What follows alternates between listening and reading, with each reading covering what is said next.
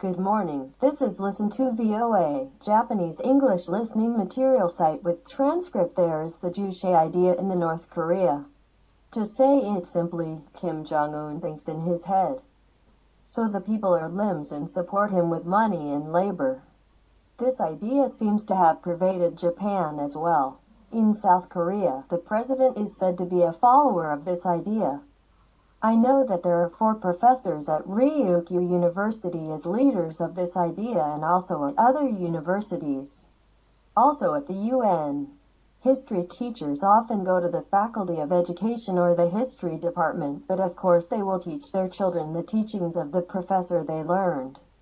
Maybe many of these teachers just memorize what was taught and tell the children as they have learned. We know that WGIP was planted by GHQ on post-war Japanese. There was severe censorship. Many valuable diaries and documents were burned. Faculty and staff, including the university, were totally replaced, saying that the public office was expelled. The student was hired for a high part-time job fee, and they searched for, checked, and eliminated people who said Japan was good in the media. 70 years after the war, many documents have been disclosed that were stored in the United States.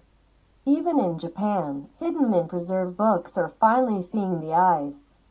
Not yet fully disclosed. Numerous sources have revealed that they have taken various measures to instill a view of the history of masochism that has taken the pride of the Japanese and lost their confidence. After 70 years since the war, Japanese people have begun to notice that they have come to say Japan is a good country. However, the nest of the view of masochism that has been stretched for decades after the war is not easily solved, and a new spider web like the Juche idea is spreading. The cleverness and self-assertion skillfully deprive the public expenditures of Japanese taxes. They are doing Japanese brainwashing activities using public funds. An American living in Japan was wondering, why is there a Korean school in Japan? Like an Al-Qaeda school in the United States. The Japanese have run out of patience. Some broadcasters seem to have the frame for Korean employees. It will gradually increase. Also NHK. The number of people who have been conducting anti-Japanese activities that have continued from the pre-war period and have been strengthened after the war are increasing in education. Government offices and bureaucrats and more members are hiding former nationalities. While Japanese people are absorbed in entertainment and deprived of their interest in the politics, they are leaping in the shadows and in the middle, trying to hijack them.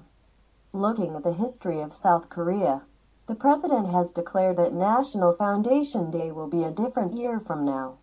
History changes. They break the treaty easily. They would be fine. If the president changes in the country, it seems to be a different country. In China, the persistent use of the unscrupulous fake Nanjing massacre will be pursued in an advantageous manner in its own politics. On the other hand, teachers of Japanese history education continue to teach their children the views of masochism that degrades their own country with the intentions imposed by the post-war federal countries. The stupid and reckless former Japanese army, who couldn't know their own strength, attacked Southeast Asia using the Great East Asia Mutual Prosperity Zone as an excuse. The teachers keep teaching the students what they learned at university.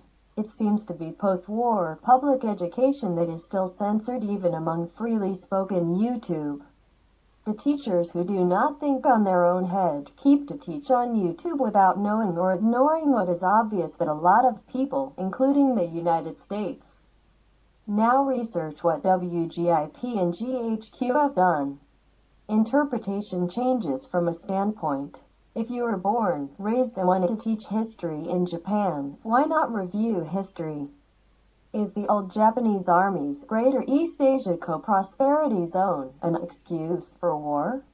Knowing the work of the Japanese military in Brunei and Indonesia, I really want to believe in the Greater East Asia Co-Prosperity sphere they advocated.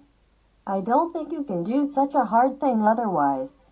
As MacArthur said, without a petroleum, the life of the Japanese could not be achieved, so they went to Brunei and Indonesia. Even now, Brunei exports to Japan and is a pro-Japan country. It was finally granted because Emperor Showa thought Japan could win. He attacked south, as Churchill acknowledged, then went west, marching because it thought it would win to the great powers of England. While considering the lives of the locals, they marched to prosper together. They did it. Japan never insulted or enslaved the local people. Rather, they respected each other. That's all. Thank you. Listen to VOA.